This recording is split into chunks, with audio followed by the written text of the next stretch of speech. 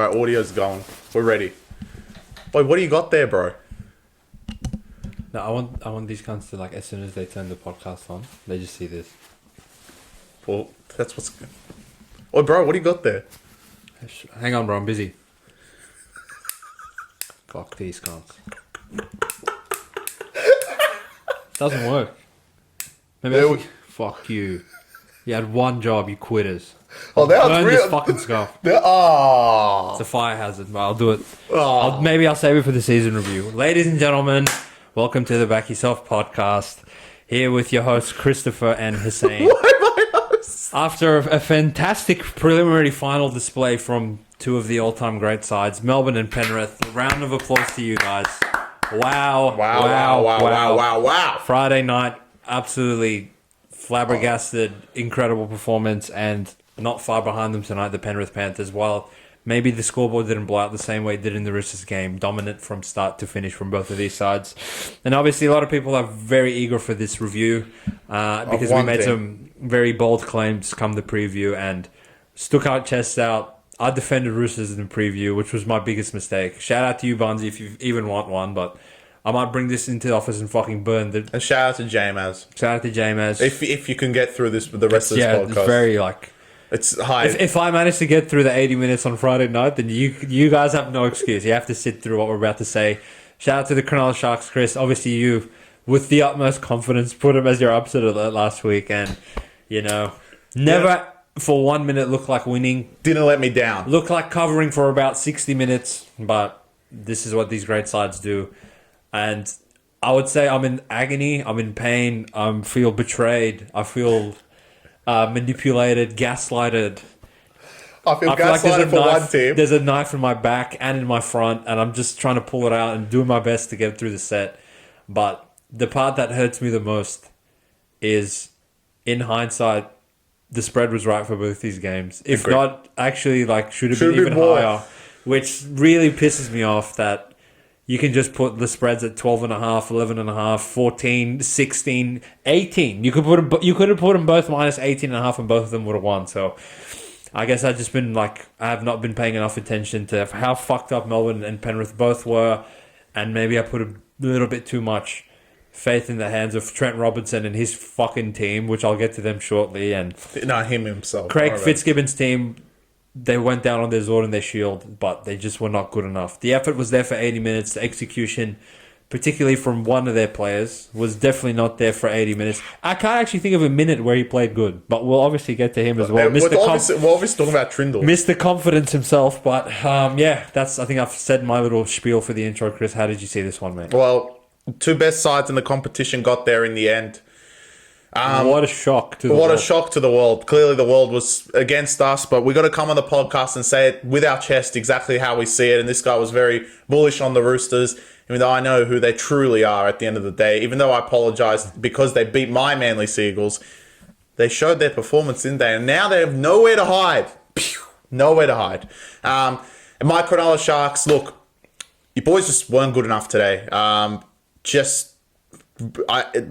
Some of the performances from some of the boys, even though you lost by 20, was incredible. So shout out to you guys. Brave is like brave as anything. And for a lot of their players, a few not so much, but what was not brave at all, in my opinion, is the team you're burning? Was these scumbags like the Sydney Roosters. Fuck you guys. Like dead set. Like all I've heard for the entire year is how you're the third best team in the comp, and you know some could actually still argue you are the third best team in the comp. In what capacity? Because the scoreline doesn't really give us that much to defend when it comes to Sharks, but it's not a matter of you're the third best team or the fourth or the fifth or the sixth, seventh, eighth. Who gives a fuck? The problem is, and this is actually the crux of the problem in the NRL, is when you look at this Roosters roster, these cunts have just monopolized like half the talent in the league and just fucking wasted it completely. 1-22 against Melbourne and Penrith now. And it's one thing to be 1-22, but it's another thing to consistently just go out there and get absolutely blown off the park. Which, alright, let's backtrack to the start of this game. First hit up of the game, Lindsay Cole's on the floor doing this. He gets smashed in the head by Nelson. Wasn't egregious, really. Wasn't that bad. Well, there was people calling out for send-off, I've heard. look, if you're calling off a send-off, wake up. Yeah. But a lot of what the NRL does, and I get look, head knocks are really fucked, and we know what these players deal with down the track when they cop too many of them, and like, again, footy players are so tough. For Lindsay Collins to just come off the back fence straight into Nelson, like, he's got bigger balls than I'll ever have. Fair play to him. But he turns around, he plays the ball backwards because I look at Chris, I'm like, this cunt's concussed. Like, he's not retarded. He's not fucking down with tennis. There was a little bit of me that thought he played He's backwards. retarded, yeah. But no, he actually just got hit in the head. He's concussed. Immediately, I knew within 1 second, there's no way he's going to pass any category or whatever the fuck. He's gone. And I'm like, okay.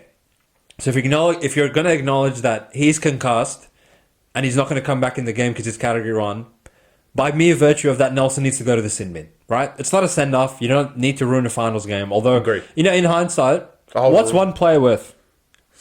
Probably not 30 points, but anyway. I'll get to the players. Nelson gets sin binned. He goes penalty. 4 tackles later, penalty. 4 tackles later, penalty. You guys take the 2.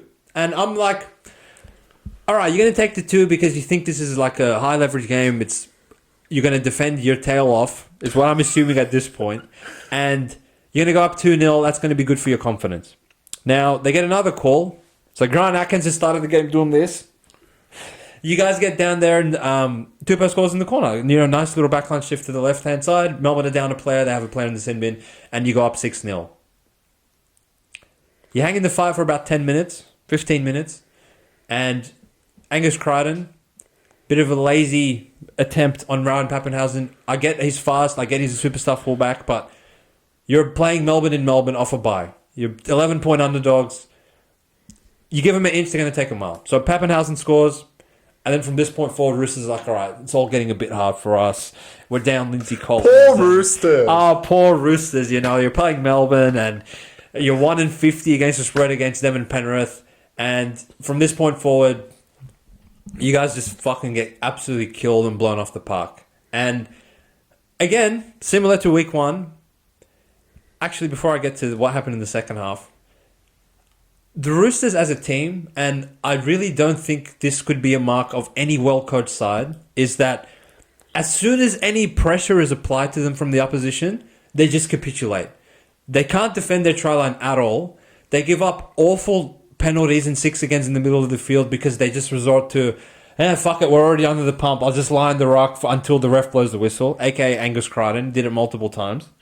And with the ball in hand, they're just like, fuck it, we're just gonna try to go around them. If not, we're just gonna offload, and if we drop the ball, fuck it, we'll probably concede, but we'll at least we don't have to work hard to get back down their end, right? So with 2 minutes to go in the first half, they're down 18-6. 18-6 is not insurmountable to the point where the game's over, right? We've seen stupider comebacks of 12 points, but you can't throw the footy around. Connor Watson comes out from dummy half, pegs the ball at Suwali, and Suwali just drops it on this 10-minute line. And I'm like, it's going to be 24-6, isn't it?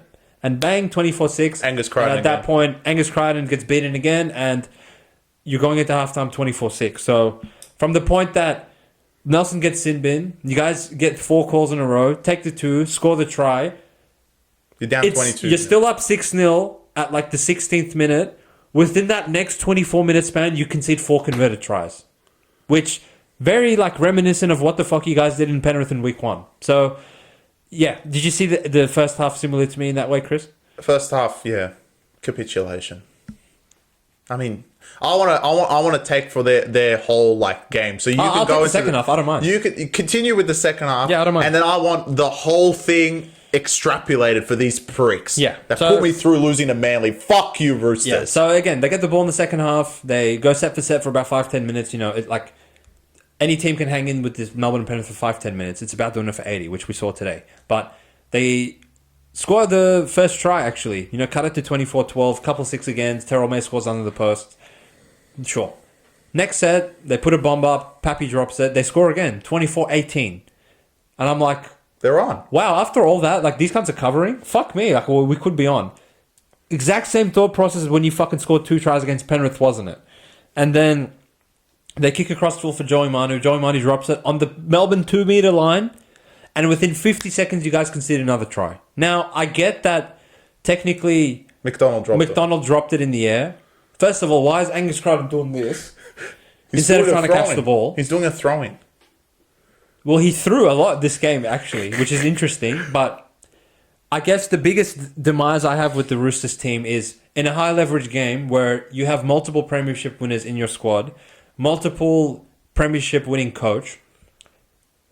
Every single time Melbourne got in your 10-metre line, I'm like, these cunts going to concede, aren't they? And I guess like the point I was making last week for Cowboys of at this point in the season, you are what you have been for the entire year. Roosters, when pressure is applied to them, they just make terrible decisions and they concede points at will and they leak points at will. And I guess when I was looking at this game from a handicapping perspective, I really didn't sit and envision that, okay, what is it going to look like when Melbourne get to the Roosters 10-metre line? And sure, the Melbourne spine play was absolutely something else. This was probably like one of the best games a spine has played that I can remember for at least 5 years. I mean, Pappy, Grant, awesome. Hughes, Munster were absolutely on bags. And I'm not sure many teams could contain them, but to concede 48 points in a finals game, this may as well have been a round 5 clash against, Roosters are going there. They don't have Walker and Brandon Smith. Yeah, we'll just go to Melbourne. We'll concede 48 points and we'll go and beat fucking Knights next week. All good. 70-0. This is a preliminary final. You're sending off Warrior-Hargreaves, Suwali, Joseph Manu, Luke Keary, and you can't send them out with 48 points on the scoreboard. So, as far as I'm concerned, like, I don't know how anyone can come and defend this Roosters team. Say, oh, bro, at least they made it to a prelim. They should be so proud of themselves. Oh, if only they had Walker and Brandon Smith, they wouldn't have lost by 30 points. They would have lost by, 24? 22? Who gives a fuck? They went there after losing to these cunts 10 times in a row and conceded 48 points to them. So, I'm sorry for the premium boys. I'm sorry for whoever had to come on the preview and listen to me ramble on about. I genuinely think Roosters are like such value at 10.5. I was wrong. Melbourne, you're even probably 2 pegs better than what I thought you were because I took Sharks 10.5 in week 1. They got raped, and now I took Roosters 10.5 in the prelim. They got raped as well. So I'm sure a part of this is Melbourne are just that insanely good, and I agree. Like Melbourne, it's something else. But you don't think like Bellamy would give up his kidney to have Spencer Leniu and Angus Crichton and Victor Radley and Warrior-Hargreaves and Lindsay Collins? Bellamy is running out there with Josh King, who is a Knights bench player, Sean Bloor, who couldn't make the 17 of the Tigers team that won fucking 3 straight wooden spoons, Eli Katoa, which Warriors didn't want, and I'm really starting to question what Warriors are doing. Who else do we have? Will Warbrick, who was playing fucking in the Olympics 2 years ago. Nick Meaney, which Bulldogs didn't want when they were scoring 4 points a game. Who else? Coates is talented, sure. Howards, in his rookie season, he's played probably 10 games, sure. McDonald, who like wouldn't get a go probably in any other team. Liero, who's only good because he's at Melbourne. I guarantee if Liero was a Tiger, it'd be awful. And Roosters have 10 times more talent than them across the park, and they just... It's not that they went there and lost by 4. They went there and lost by 30. And that's really what sticks in my craw. Are you alright? No, I'm not alright. That's right. No, I'm not. It's alright. Fuck these guys. Burn it again. Right. Burn it again. You get the lighter out. I want to talk about these Sydney Roosters who made me apologise for the garbage that my fucking Manly Seagulls dished up a week ago. But to be honest, I wish Manly was there because they wouldn't have quit. You guys are a bunch of quitters. So, like I said for Dogs, is that when it really mattered, you guys cracked under the pressure. And that shows in your record. I don't even want to talk about 1-22 because if I go back in the record books, and we did this week after you guys got fucking raped as per usual, Tigers are 2 in the... I'm just going back to 2020. I don't know how many times they've played each other. Roosters have played them more, blah, blah, blah, whatever. Tigers have won 2. Actually beaten Penrith twice, but God knows how. Warriors didn't have a win. But conveniently, they won this year, didn't they? So they also have a 1 and whatever record against Penrith and Melbourne. Titans have done it. Souths have done it a bunch of times. Dragons did it twice this year alone. So, you guys know the stats. This is what NRL 360 comes out with. I'm not going to fucking do that for you. I'm going to do another one to make sure it really burns. You are 0-6 against the top 4. 0-6! You have not won 1 game. You haven't even beaten Cronulla. And officially, right now, anyone that wants to come out and fight me and say they're the 3rd best team in the competition to end the year, You're officially not. Cronulla would have finished as the third best team in the competition because at least they beat them and they beat your ass. So, listen, you could have had Walker, you could have had Sonny Bill Williams, you could have had fucking Brandon Smith as well. You still wouldn't have won this game. Awful performance. Absolutely diabolical. And I wish Manly or Dogs were there because I guarantee you they wouldn't have conceded 46. 48. You didn't even get 46 was too short. 48 straight points. You've conceded from the 6-0 you started with, you conceded 48 to 12. That's really bad. In a finals game. And you had the only sin bin we have seen in the finals has gone your way, and that team loses by 30. So, listen, Roosters. As far as I'm concerned, I would actually sack Robbo as of right now. He has to go. No one in this competition has the talent he had this year, regardless of injury. The forwards, on top of that, the forwards weren't even accounted for at the start of the year as to how talented they actually were. They all developed to be great. How did anyone say at the start of the season Angus Crichton is going to be the New South Wales player of the series or player of New South Wales? God no. So he had more talent than everyone said at the start of the season and still went 0-6 against the top four. Awful. Get this rubbish coach out of the fucking club. Because as far as I'm concerned, you will go 0-6 the year after. And next year, of course, you guys get a fucking break because you have no players. So no one's going to come out and say, oh, Roosters, they can't beat the top four. But this year was your year. This was your last dance for a lot of these players who have now left the club in fucking shame. You guys almost conceded 50 in a finals game, for God's sake. Knights didn't do that, and they don't even deserve to be there half the time. Diabolical performance. And like I said about this shit cunt team, when it really matters most, against the top four sides, you've done nothing. 0-6, 1-22 against the top two. Goodbye. Thank God you guys are out of the comp because you guys didn't deserve to be there in the first place. Yeah, I agree with your sentiment, Chris. I don't think Manly, Dogs, Raiders, Knights, Dragons... Cowboys would have. Cowboys, maybe, yeah. Cowboys might have cracked 50. Yeah, they probably... Who else is there? Dolphins might have, actually. Yeah. But Broncos, wow. Broncos would have. But Souths, whew. But, yeah. I mean, for you guys to be, touted as well as you are, 48 fucking points, I really did not see that coming. I think that's, I'm trying to figure out which angle they put the knife in me, but the team with the thing that does me that I really questioned, have I just not been paying enough attention? That was no one backed me this entire week. No one came out and my mates, all the shout out to all the boys at work that were Roosters 13 plus. No Roosters. Panthers 13 plus, Melbourne 13 plus. Why are you taking Roosters? All the public was on both of the favourites. I genuinely thought no, 10.5 is a lot of points in the prelim. You can't just lay it and expect it to win. But for all of that to go Roosters' way to start the game, and they still conceded 48, I'm trying to figure, what if they actually conceded a sin bin in the first 10 minutes? I'm telling you. What the hell would the score have been then? 60. The only team with a sin bin in the finals lost by the most in the finals. Yeah. And now your final stats against Penrith and Melbourne this season are averaging 40 points conceded. You're down in the first half of the games... 24-0. 48 to 6. Yeah. Which is hard to do, really. 48 to fucking 6? Holy fuck. Genuinely, Souths wouldn't be down that much. Nah. At least they would have 8 points, maybe. They'll take the 2 or something and score again. Jesus Christ, boys. There's no excuse for a team with that much talent to get just absolutely massacred like that. But on the other side of the ledger, Melbourne, Jesus Christ. Holy fuck. That was to me, probably one of the scariest finals performances I've seen from a team in a very, very long time. To just go there and absolutely obliterate this team. Because you got to think, right? Melbourne are very, very short favourites and they're expected to win. And you could forgive a side to start off the way they did and concede the first try, concede a sin bin, to be a little bit shell-shocked. But the way that they were just able to reroute everything that was happening within the game to get a leg up and put themselves in a position where they could lead at halftime 24-6 with the way the first 10 minutes open. Chris legit looked at me and was fuck's sake, Roosters might win. What the hell? Why is Grant Atkins giving them so many calls? And I'm all good. this is Grant Atkins. He's going to equalise them at some point. And when they did, We just got to see what Roosters do, like, once Melbourne get all the ball, and it was a whole bunch of nothing. The play around the spine, generally throughout the entire night, was insane. Harry Grant, Munster, Hughes, Pappy, like, I think this is the first proper final series that Pappy's been healthy from start to finish in a long time, and I feel like a lot of people would forget how much of a weapon he actually is.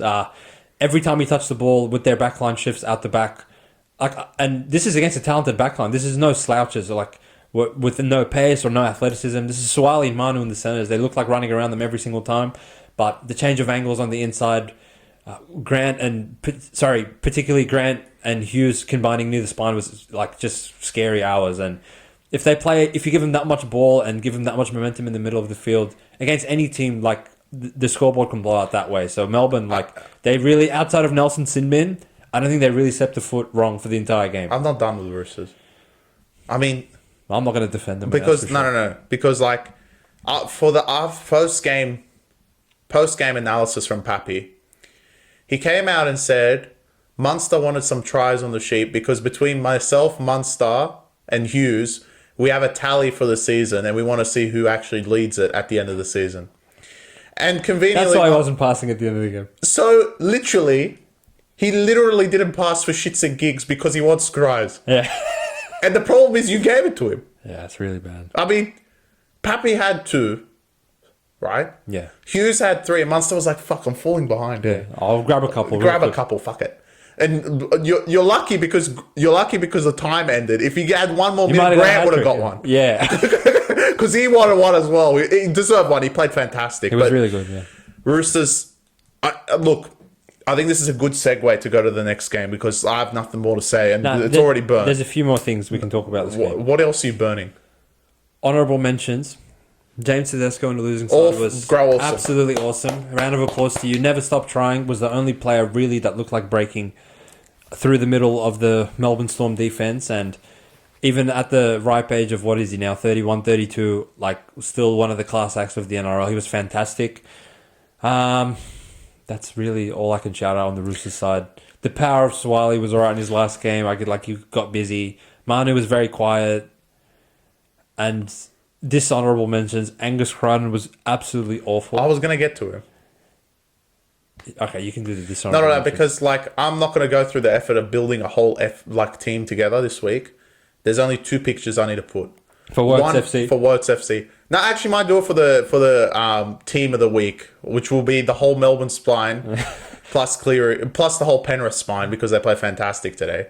But on the Wotes side, it's going to be a picture of Angus Crichton, who was one of the worst finals performances I've seen in a long time. God, and it was awful. even worse than Confidence Boy. To just let that try, the first Hughes try, the fact that you can't even come across for an inside ball is just shows how lazy you actually are. It's meanie. It's not fucking Pappy. It's not, I don't know, Filongo, someone with actual... It's meanie. It's meanie. Angus Crichton, wake up. So there's going to be one picture of Angus Crichton, and the picture next to him is unfortunately my upset alert, but it'll be Nico Hines. So let's segue into the Cronulla Penrith game, which we just watched. Penrith were successes and are through to their another grand final. Shout out to them. First time in 50 years. Wow. 5 in a row. 5 in a row. Shout out to them. They've done an insane job. But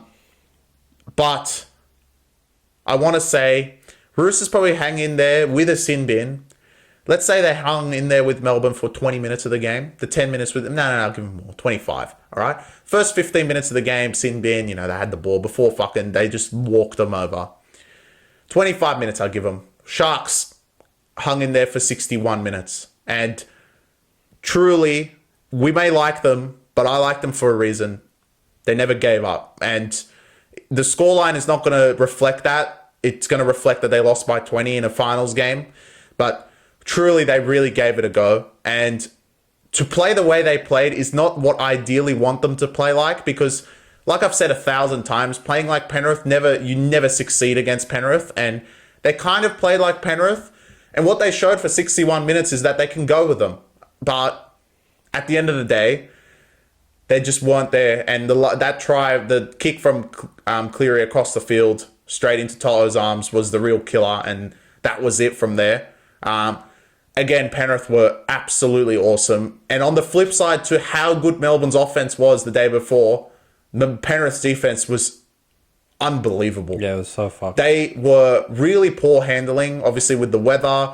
You know, even Ivan Cleary said at halftime, can you cunts just hold the ball? And they still didn't do that in the second half. But the way that they're just able to scramble and just hold their line so well against a pretty good offensive team in Cronulla, the only way Cronulla could get it over is when Katoa mid-air switched hands and put the ball on the ground right in the corner. Barely. And legit, if it was any other winger outside of the talent of the Cronulla Sharks, they probably wouldn't have scored. And this guy puts it down to make it back 10-6. But other than that, Penrith, awesome. Yeah, There's nothing else to say. And it serves up and delivers one of, since probably 2020, to be honest, the best grand finals we'll see in a long, long time. And with these two super teams who have just been a cut above everyone else. And obviously Cronulla was my upset alert. To be honest, you boys gave it a go better than those fucking pricks. Agreed. Because you went out there and without the talent, with the forwards that you have, fucking Oregon Fufusi, I'm sure Craig Fitzgibbon would die for Liniu and he has to fucking start Toby Rudolph. That cunt's retarded. He has to make an appearance in World FC. No, Hines. But they really gave it a go regardless, even though the middle of the park was getting torched and they gave it a red hot crack. The player that will be in Wodes 2, Nico Hines. Terrible, man. Awful. I mean, there are serious question marks over the future of this player, in my opinion. Yeah. The back end to the season was diabolical and confident and Shark and a Hines that was in the Dally M era when he won Dally M. Truly, it would have been very close today. They might have still lost, but my God, it would have been close because Hines in that Dally M season was fucking another level and he deserved that medal, but now it doesn't look like it at all. He's a shell of himself and some of the passes to Talakai, the inside ball to Nakora, you don't do that in the wet and it's just poor performance from Hines and the way he's just deferring to Trindle is just not what he is. I'm glad, like, in a way, their season over is one thing, and they got a finals win. That's a plus because, like I said, right at the start of the year, for everyone that was watching right at the start, their period of winning is actually next year with Adam Fanua-Blake coming. But they had an opportunity today until the 61st minute, and Hines didn't take it. And that's where the star players need to shine, and he was just not it today. Chris? I was nice to him. Are you going to kill him? You know what? I came on with full intentions to give Sharks credit for You're awful. having a go and really hanging in there, but Penrith were awful. Penrith actually played 6.5 out of 10. Yeah, but Sharks played 6.5 out of 10. Sharks won the penalty count. Yep. Sharks had a lot of ball through Penrith errors that they normally wouldn't do. Sharks played in a state of game that the weather dictated a lot of what Penrith could and couldn't do. And normally you would expect a closer game in those circumstances. I want to say if you take these two teams and plant them into Amy Park on Friday night, you might have seen the same score. You genuinely might have seen the same scoreline. The more I think about it... I disagree. These cunts got fucking killed as well. And Penrith didn't even play good. I disagree. I think if you give Sharks, instead of fucking dropping it out and losing the ball, a first tackle sin bin, I feel like it's a different game. Because maybe. Because you got to put in the fact that... No, I'm saying if Penrith played Sharks in like a similar no rain, flat track, all that stuff of like the same game, the way the Friday game was structured. Yeah. Because I like them. I don't know. A lot of why Sharks could hang in the game was you saw so many uncharacteristic mistakes from Penrith, but what Penrith consistently have done for 5 years, and it's actually incredible that they never seem to fuck these moments up, besides the grand final to Melbourne, which, you know, they were young and inexperienced and they were playing an all-time great side. The little moments in the games that are like really, really key, these guys just win them every single time. You saw Braden Trindle fire the first shot of the game, that 40-20 attempt, this close. One more bounce of the ball and it's going out. Who's there to save it? Dylan Edwards. I don't know how the fuck he got there in time. It was a perfect kick, but he taps it back. Sharks don't get a ball in good possession. And then the 40-20 goes over. You know, maybe if Sharks score first, it's a little bit of a different ball game because unlike Roosters, all right, Roosters scored because of garbage in the first 10 minutes, but Sharks with no calls because Ashley Klein was refereeing as opposed to Grant Atkins, the fuckwit, they actually hung in there for 15, 20 minutes, right? And we know Penrith is not a side that genuinely just goes out there and like puts you to the Zord to start the game. Although, funnily enough, they did that to Roosters. But Sharks hung in there for 15, 20 minutes, which was pretty good from them. Like, the forwards were up for it. There was fatigue in the middle, slowly starting to build. And then, all right, first big moment, won by Penrith. 2 minutes later, Cleary kicks it on his third tackle. He gets the bounce, and he gets that 40-20 by a metre. And 30 seconds later, he's giving the cut out to Paul Alamoti, and then Sharks are like, fuck me, like, we've played this good, and we look at the scoreboard, it's 8-0. Like, are you kidding me? And a lot of the rest of the game, in my opinion, just played out that way. Sharks and Penrith, they were evenly matched in the middle of the field. They're going set for set, set for set. Penrith would drop it, Sharks drop it, Sharks drop it, Penrith drop it. But, all right, Edward saves the 40-20. Cleary kicks the 40-20. Cleary does the gun ball for Alamoti where Hines fucking pegs it at Nakora and he drops it.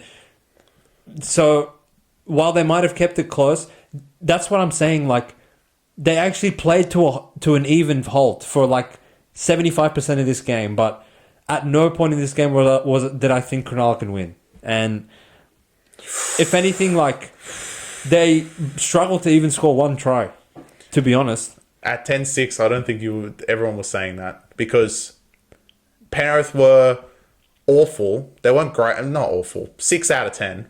They were un-Penrith-like. But a 6 out of 10 Penrith usually would beat the shit out of most teams. And they didn't beat the shit out of Cronulla because they suck in the game. Now, did the weather help them, etc.? Look, if we're comparing it to Roosters, they were down 24-0. So there's not even a comparison. But they did get an edge of the calls. Maybe not to the level that Grant Atkins gave in the first minute. But anyway, regardless of that, I think at 10-6, there was genuine belief in Cronulla. And I think Roosters, like, again, when push came to shove, as soon as Manu dropped it, it was over. At 14-18, I think there was genuine belief in Roosters. There was, but it didn't look like it the way they conceded. But was it true belief that, fuck, we can win? But what actually killed Cronulla, because it was exactly at 10-6, when Hines played the ball, and Kaufusi actually went straight through. Fucking Rudolph had to touch it. But regardless, they dropped it there, and that was it. And you could say that was similar to what Roosters had on the 2-meter line when Manu dropped it.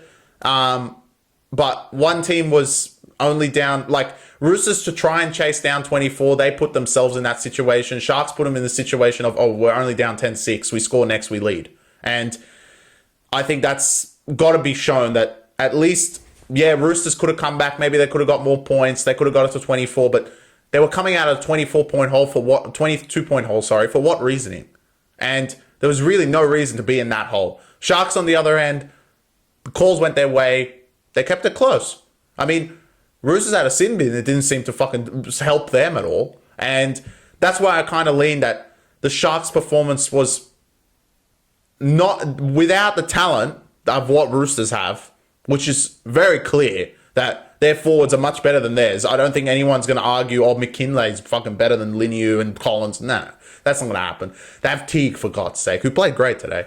But overall, they still hung in the game. And I still think the scoreline didn't reflect how well they actually played. But it just shows how good the Penrith defense is. That it doesn't matter if they play 6 out of 10. Their defense is going to be 10 out of 10 no matter what. They're going to shut the other team down in the finals. And we've seen it consecutively in the past 5 finals runs. Is that every single time when it really matters, their defense is what wins them the game. They might not be able to score. They might be making errors with the ball. But when they turn over the ball, it doesn't matter who's the opposition, who can score. It won't matter. The only team that ever made them look absolutely spent was that Broncos one last year, and they still pulled it out of the hat. Yeah.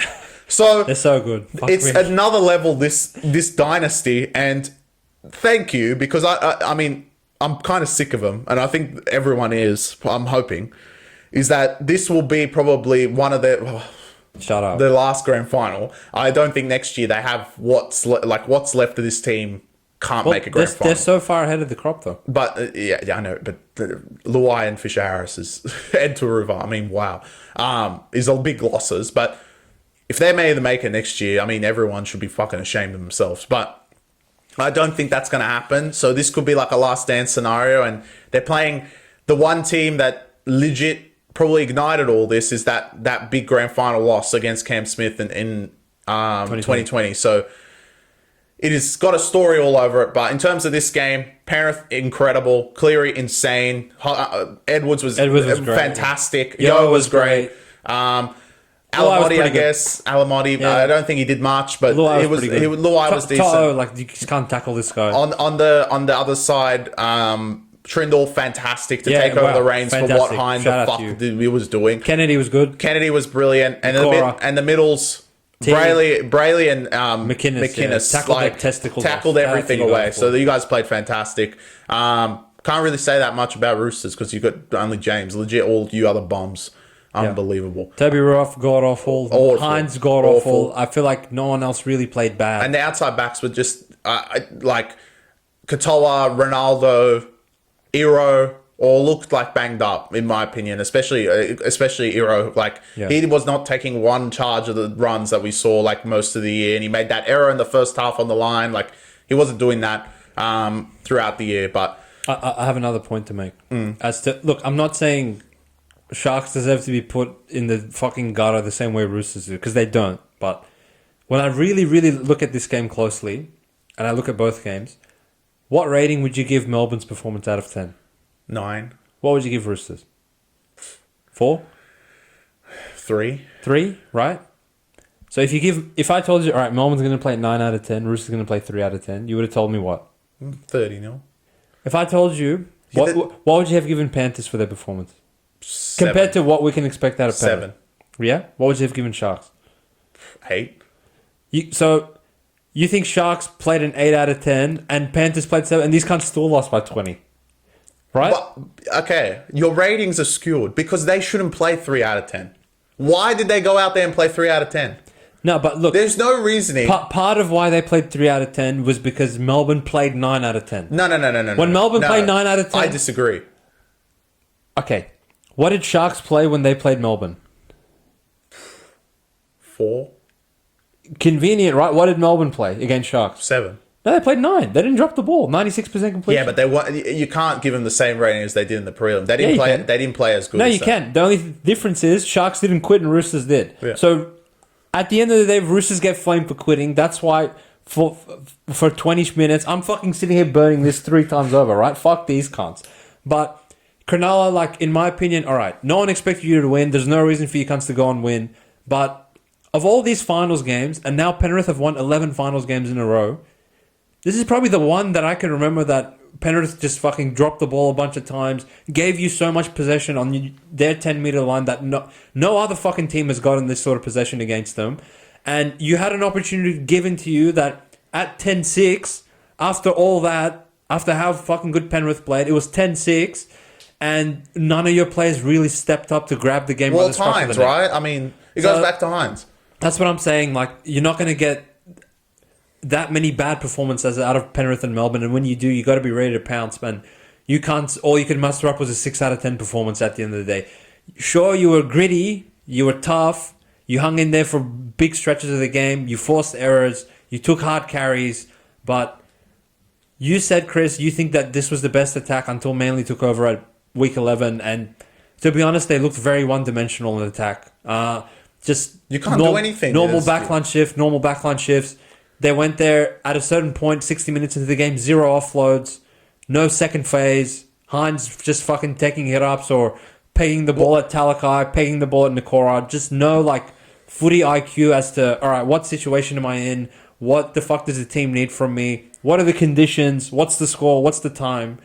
Like, for him to just throw it at Talakai with 2 minutes left in the half on the right-hand side fucking bewilders me, to be honest.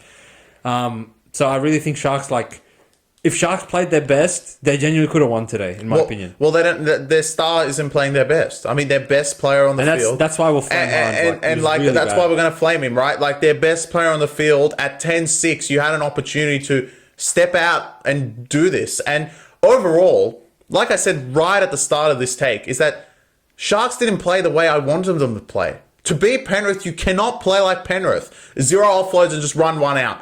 You're not Penrith. No one has been able to do that. The teams that beat Penrith, or the teams that get very close to beating Penrith, don't play like them. Melbourne have an incredible offense. Throw the footy around, score. Parramatta, as much as I harp on them, and they may have come 16th this year, throw the footy around and never intimidated by the Penrith forward pack, no matter who they fucking up against. It doesn't matter to them. Souths, who have been successful against Penrith in the past as well. Why? Because they can score. They're able to carve apart their defense on the left-hand side of the field because of their talent.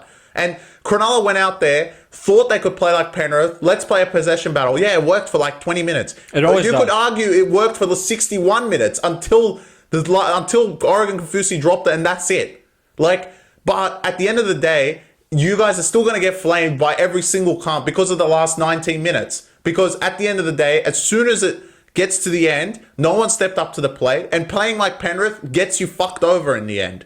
You may have not quit. You lost by 20 though, and you lost by 20 in 19 minutes, which is not good enough. And clearly we've seen that these two teams are just a cut above everyone else. Sure, yeah. But I don't think Sharks were as a cut of them, and no one expected them to even get to this level. Roosters were. And that's why I think overall, doesn't matter if I love Sharks or not, at one stage during this season, someone can get me the screenshot if they want. Roosters were $3.75 to win this premiership. And that was when Cleary went down and we didn't know he was coming back for finals. And they're like, you know what? Roosters scoring 70 points a game. And to be honest, Sharks at that point were probably around $10. So when you're comparing two teams who came third and fourth, both got pumped this week. One was rated, one wasn't. No one expected Cronulla to make the grand final. No one expected them to win the premiership. But Roosters had expectation. Yeah, you had no Sam Walker. Yeah, you had no Brandon Smith. I completely understand. But in my opinion, they could have been there with Sonny Bill Williams, and you still would have lost these two games. I can't say the same about Cronulla. You're telling me these forwards, if you add Gallen, or you add some of the talent they've had in the past, they wouldn't fucking win? Yeah.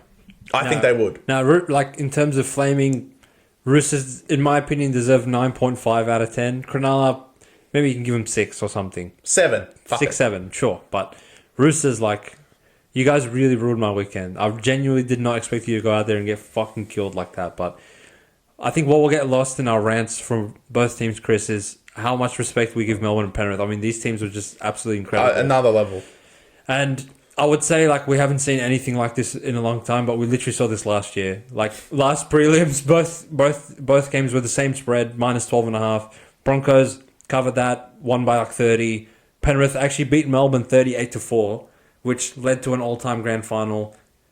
I'm hoping this is going to be the same deal. I know it is going to be the same deal. This grand final cannot disappoint. And the silver lining for me in this weekend is we exit this weekend with the two best teams left in the comp that are going to absolutely kill each other next week to hoist that premiership trophy come the end of the day. Will the best team of this season beat the best team of the last 5 years? That's the question on... Last year wasn't the case that the best team in 2023 didn't win. Can the best team in 2024 win it? I don't know. We'll have to wait for the grand final preview in 8 days from now. We'll be sitting here. Well, no, we'll be sitting here watching the grand final. I have a question for you, Chris. Did Broncos beat Penrith twice in the regular season last year? No, they didn't beat them the second time. Did they play in Brisbane and lose to them? Yes. They did, yeah. Because they beat them round one. Yeah, they did. Okay. I was going to say it'd be But I don't think anyone... They didn't come first, though. This is a bit different. But I still thought... I mean, going into last year, the podcast didn't exist, but I thought Broncos were the best team in the competition for 2023. And Melbourne, I mean, anyone that wants to argue, they're the best team in the competition in 2024. If they don't win, it's just how good Penrith are. It's for sure, yeah. They have been the benchmark. They've beaten them twice. They legit and don't even try 90% of the games. And when they do, you see performances like they did on Friday night. Can that happen again? But look, beating Penrith 3 times in one season is unheard of in the last 5 years. If there's one team that can do it... But it's one team. They can do it. It's Melbourne, but... I I guess it's a coin flip game and early fucking sneak peek preview to the preview. This is a pick 'em, and I guarantee it's not going to budge 1 cent either way. I mean, who's going to back either side? But the only problem is big loss for Nelson, and I don't know how this is going to be pick 'em unless they're assuming that he's going to win this case, which I don't think he will. So Kamala Harris will win her fucking election before this cunt goes to the jury and gets we will out. see, mate. So we'll save that more for the preview of the grand final. Hope you guys enjoyed our rants of the prelim. I'm sure, I know everyone was very excited for the Roosters part, and I hope we delivered. I mean, we burnt this thing. There's another Sharks one over there, so I guess that's the kind of the silver lining, is that the Sharks one is safe. It still stands, yeah. This one, on the other hand, as far as I'm concerned, proved me right the entire time. 0-6 against the top 4. You were the 4th best team in the competition. You may have finished 3rd, but Cronulla at least gave them a go. And I think that is enough for me to say that even though my beloved Cronulla Sharks bow out,